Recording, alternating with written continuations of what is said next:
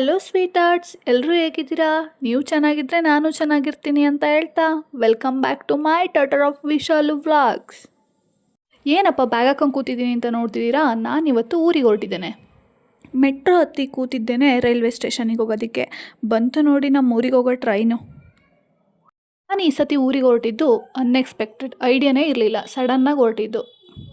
ಹೆಂಗೋ ಸೀಟ್ ಸಿಕ್ತು, ಒಂದು ಸಣ್ಣ ನಿದ್ದೆ ಮಾಡಿದ್ದಳು ಅಷ್ಟರಲ್ಲಿ ಊರು ಬಂದಿತ್ತು ನೋಡಿ. 5:40 ಆಗಿತ್ತು ಊರಿಗೆ ರೀಚ್ ಆಗೋ ಅಷ್ಟರಲ್ಲಿ.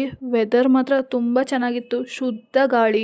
ನಮ್ಮ ಅಣ್ಣ ಗೇಟಿಗೆ ಬಂದು ಕರ್ಕೊಂಡು ಹೋಗ್ತೀನಿ ಅಂತ ಹೇಳಿದರು, ಹಾಗಾಗಿ ವೆಯ್ಟ್ ಮಾಡ್ತಾ ಇದ್ದೆ. ಅಕ್ಕಿಗಳ ಚಿಲಿಪಿಲಿ ಸೌಂಡು, ಅರ್ಧಂಬರ್ಧ ಬೆಳಕು, ಈ ತಿಳಿಯಾದ ಗಾಳಿ, ಎಷ್ಟು ಚೆನ್ನಾಗಿರುತ್ತಲ್ವ ವಾತಾವರಣ. ನಾನು ಮನೆಗೆ ಹೋಗಿದ ತಕ್ಷಣ ಮಾಡೋ ಅಂಥ ಕೆಲಸನೇ ಫಸ್ಟು ಹಸು ಕರು, ಹೂವಿನ ಗಿಡಗಳು, ತೋಟ ಎಲ್ಲ ಒಂದು ರೌಂಡ್ ಹಾಕ್ಕೊಂಡು ಬರಬೇಕು. ನೇಚರ್ ಬಗ್ಗೆ ನಾನು ಒಂದೆರಡು ಲೈನ್ ಕವನ ಹೇಳ್ತೇನೆ. ಹೇಗಿತ್ತು ಅಂತ ಕಮೆಂಟಲ್ಲಿ ತಿಳಿಸಿ ಆಯಿತಾ?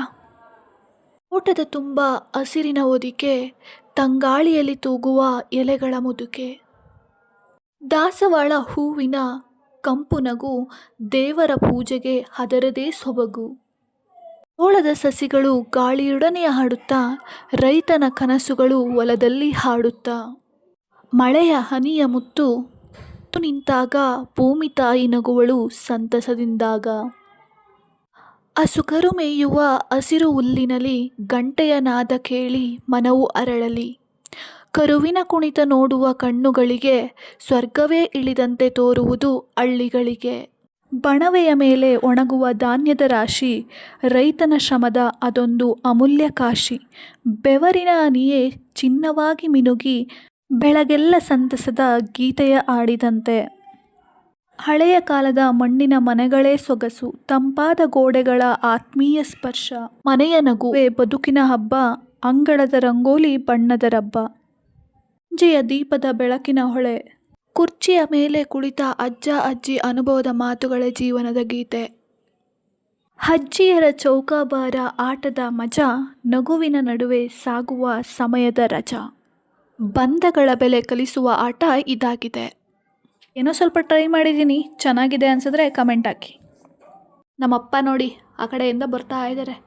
ನಮ್ಮ ದೊಡ್ಡಪ್ಪ ಕೇಳ್ತಿತ್ತು, ಯಾಕೆ ನಾನು ವೀಡಿಯೋ ಮಾಡ್ತಿದ್ಯಾ ಅಂತ. ನೀನು ಯೂಟ್ಯೂಬಲ್ಲಿ ಬರ್ತೀಯ ಕಣಪ್ಪ ಅಂದ್ಕೊಂಡು ನಾನು ಬೇಗ ಬೇಗ ಹೊರಟಿದ್ದೆ. ನನಗೆ ಗೊತ್ತಿರೋರ ಮಗುದು ನಾಮಕರಣ ಇತ್ತು ಅಂತ. ಗೈಸ್, ಲಿಟ್ರಲಿ ನಿಜ ಹೇಳಬೇಕು ಅಂದರೆ ಕೆಲವೊಮ್ಮೆ ನಮಗೆ ಗೊತ್ತಿರೋರು, ನಮ್ಮ ಸಂಬಂಧಿಕರೇ ನಮ್ಮ ಕಷ್ಟಕ್ಕಾಗಲ್ಲ. ಆದರೆ ಇವರು ನಮ್ಮ ಅಮ್ಮಂಗೆ ಈ ಬೆಂಗಳೂರಿಗೆ ನಾನು ನೋಡೋಕ್ಕೆ ಬರುವಾಗ ಬಸ್ಸಲ್ಲಿ ಪರಿಚಯ ಆಗಿರೋದು. ಯಾವತ್ತೂ ಪ್ರೀತಿ, ವಿಶ್ವಾಸ, ಗೌರವ ಇಷ್ಟೇ ಮನುಷ್ಯನ ಬೇಕಾಗಿರೋದಲ್ವಾ. ನಾವು ಕಷ್ಟದ ಟೈಮಲ್ಲಿರುವಾಗ ನಮಗೆ ಯಾರಾಗಿದ್ದಾರೆ ಅನ್ನೋದು ಮುಖ್ಯ ಆಗುತ್ತೆ. ಅವ್ರ ಮಗಳ ಹೆಸರು ಪ್ರಣಮ್ಯ ರಾಜ್. ಈ ನೇಮ್ ನಿಮಗೂ ಕೂಡ ಇಷ್ಟ ಆಗಿದ್ದರೆ ಒಂದು ಲೈಕ್ ಮಾಡಿ. ಹಂಗೆ ಸ್ವಲ್ಪ ಊಟ ಮಾಡಿಕೊಂಡು ನಮ್ಮ ಅಣ್ಣನ ಮನೆ ಕಡೆ ಬಂದ್ವಿ. ಹಂಗೆ ಬರೋ ದಾರಿಲಿ ಮಕ್ಕಳೆಲ್ಲ ಆಟ ಆಡ್ತಿರೋದು ನೋಡಿ ನನಗೆ ನನ್ನ ಬಾಲ್ಯನೇ ನೆನಪಾಯಿತು. ಲಿಟ್ರಲಿ ನಾವಿದೇ ಥರ ಬಾಲೆಲ್ಲ ಇಟ್ಕೊಂಡು ಆಟ ಆಡಿಲ್ಲ. ನಮ್ಮದೇನಿದ್ರು ಕುಂಟೆ ಪಿಲ್ಲೆ, ಆಮೇಲೆ 10-20 ಅಂತೇಳಿ ಆಟ ಆಡ್ತಿದ್ವಿ. ಪಿಂಕಿ ಪಿಂಕಿ ಪಾಂಕಿ, ಆಮೇಲೆ ಲಗೋರಿ, ಈ ಥರ ಆಟ ಆಡ್ತಿದ್ವಿ. ನಮ್ಮದು ಒಂದು 6 ಜನದ ಗ್ಯಾಂಗ್ ಇತ್ತು.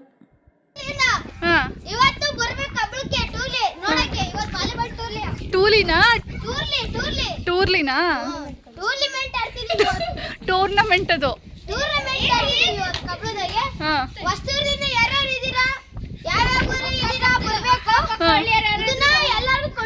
ಈ ಹುಡುಗರು ಎಷ್ಟು ಜೋರ್ ಅದಾರ ನೋಡ್ರಿ. ಮರಿ ಮಗಳಾಗ್ಬೇಕಾ? ನಾನು ಇದೇ ಫಸ್ಟ್ ನಮ್ಮ ಅಜ್ಜಿ ಮನೆಗೆ ಬಂದಿರೋದು. ಆ್ಯಕ್ಚುಲಿ ಅವ್ರು ನಂಗೆ ಕೈ ತೋರಿಸಿ ಬೈತಿದ್ದಾರೆ ಅಂದ್ಕೋಬೇಡಿ. ಅವರು ನಮ್ಮ ಫ್ಯಾಮಿಲಿ ಟ್ರೀ ಬಗ್ಗೆ ಹೇಳ್ತಿದ್ದಾರೆ. ನಾನು ಅವರಿಗೆ ಮರಿ ಮೊಮ್ಮಗಳಾಗಬೇಕು ಅಂತ ಎಕ್ಸ್ಪ್ಲೈನ್ ಮಾಡ್ತಿದ್ದಾರೆ ಅವರು. ನಮ್ಮ ತಾತನ ಅಪ್ಪನ ತಂಗಿಯ ಅತ್ತೆ ಅಂತ ಏನೋ ಹೇಳಿದ್ರು ಗೈಸ್, ನನಗಂತೂ ಅರ್ಥ ಆಗಲಿಲ್ಲ. ನಾನು ಹಂಗೆ ಮತ್ತೆ ದೊಡ್ಡಮ್ಮರವ್ರಿಗೆ ಬಂದು ಅಲ್ಲಿಂದ ಮತ್ತೆ ಟ್ರೈನಿಗೆ ಬಂದೆ. ಟ್ರೈನ್ ಹೆಂಗೋ ಆನ್ ಟೈಮಿಗೆ ಪಿಕಪ್ ಮಾಡಿದ್ವಿ. ಲಗೇಜ್ ಬೇರೆ ಜಾಸ್ತಿ ಇತ್ತು. ಇಲ್ಲಿ ಕೂತ್ವಿ. ರಾಜಸ್ಥಾನದಿಂದ ಬೆಂಗಳೂರಿಗೆ ಹೋಗ್ತಿರೋರು ನಮ್ಮ ಪಕ್ಕ ಇದ್ದರು. ಅವ್ರ ಬಾಟಲ್ ನೋಡಿ ಹೆಂಗಿದೆ ಅಂತ. ಈಗ ನಮ್ಮ ಕಡೆ ಇದು ಗೋಣಿ ಚೀಲ ಅಂತೀವಿ. ಗೋಣಿ ಚೀಲದಲ್ಲಿ ಎಣ್ದಿರೋದು ಇದೇ ಥರ ಬರೋದು. ಎಷ್ಟು ಚೆನ್ನಾಗಿ ಎಣ್ದ್ಬಿಟ್ಟು ವಾಟರ್ ಬಾಟಲ್ ಬ್ಯಾಗ್ ಮಾಡಿದ್ದಾರೆ ನೋಡಿ. ವಾಟರ್ ತಂಪಾಗಿರಲಿ ಅಂತ. ಇದು ನೋಡಿ ಎಷ್ಟು ಚೆನ್ನಾಗಿ ಡಿಸೈನಾಗಿ ಎಳೆದಿದ್ದಾರೆ. ಕಲರ್ ಬೇರೆ ಅದರಲ್ಲಿ. ಹೊರಗಡೆ ಇದೇನೋ ತುಂಬಿದ್ದಾರೆ, ನನಗೂ ಗೊತ್ತಿಲ್ಲ ಏನು ಅಂತ.